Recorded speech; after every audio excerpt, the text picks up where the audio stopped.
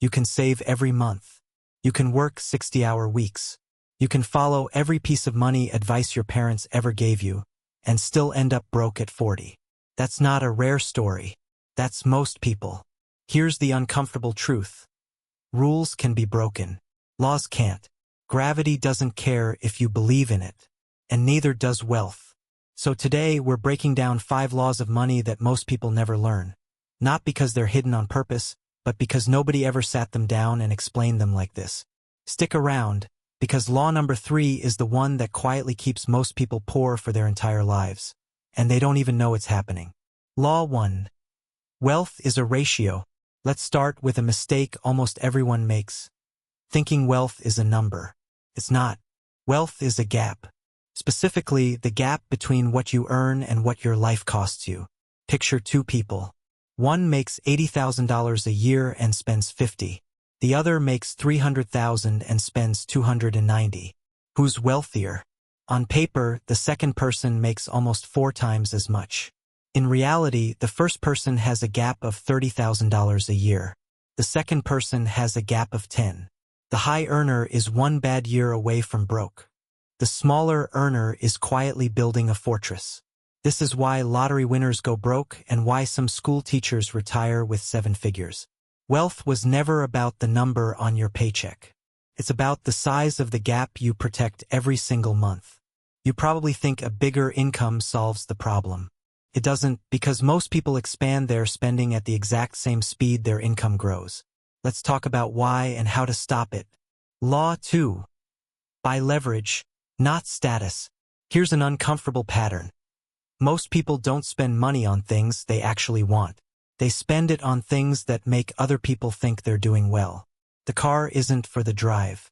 It's for the parking lot. The bag isn't for carrying things. It's for being seen carrying it. And here's the trap. Every dollar spent on status is a dollar that can't buy something far more valuable, your time.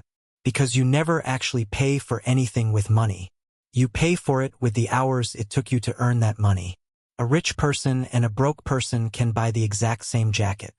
But the broke person just handed over 4 hours of their life for it, and the rich person handed over 20 minutes. So instead of buying stuff, the wealthy buy back their own hours. They pay someone else to do the tasks that drain their energy and give them nothing back, the errands, the inbox, the repetitive stuff, so they can spend those hours doing the one thing that actually grows their income. You don't need more hours in the day.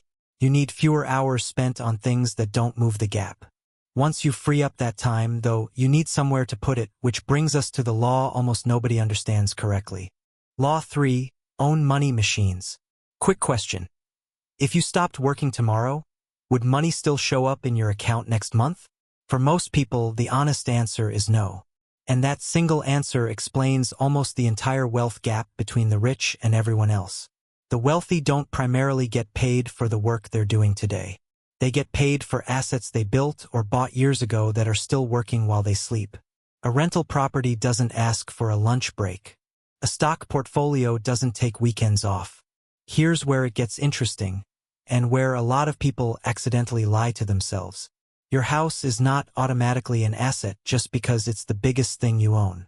If you're living in it, paying the mortgage, the taxes, and the repairs, it's not generating you a cent. It's costing you one.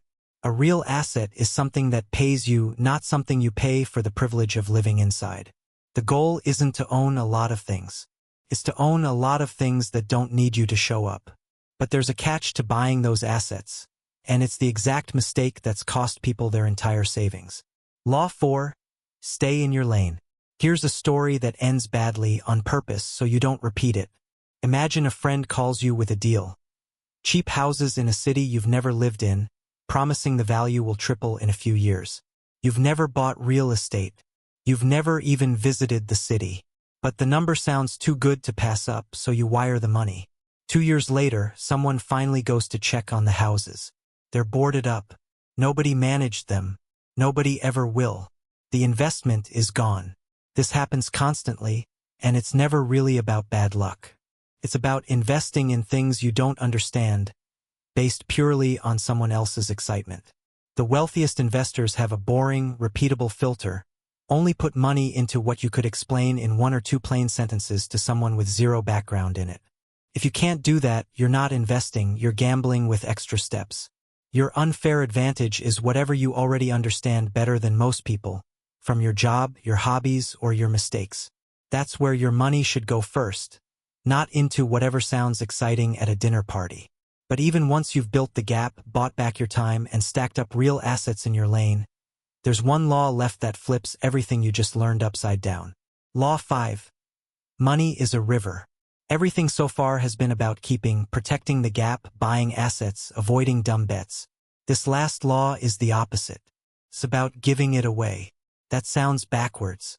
But think about hoarding for a second. Money that just sits in a locked account isn't wealth. It's a very safe, very slow way of doing nothing with your life's work. Wealth that never moves might as well not exist. The people who feel the richest aren't usually the people with the biggest balance. They're the people using what they have to change someone else's situation. Funding a kid's education, backing a friend's first business, showing up for a cause they've actually lived through. That doesn't mean give until it hurts. It means treat money like a current, not a container. Let it come in, let a portion of it go back out, and watch how differently that changes your relationship with the rest of it. So here's where that leaves you. Wealth was never about a bigger number, it was about a bigger gap. Buy leverage before status. Own things that pay you without you. Invest inside your lane. And treat money like a river, not a vault. The biggest mistake isn't laziness. It's chasing the wrong variable your entire life, income, while ignoring the one that actually determines whether you're wealthy. The gap and what you do with it. Here's your one action for today. Open your bank statement from last month and circle every purchase that was pure status, not leverage.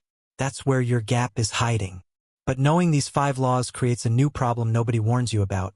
Once your gap gets bigger, you have to decide where that extra money actually goes, and most people get that decision wrong too, sending themselves right back to broke in a different way. That's exactly what we're breaking down in the next video, so go check that out next.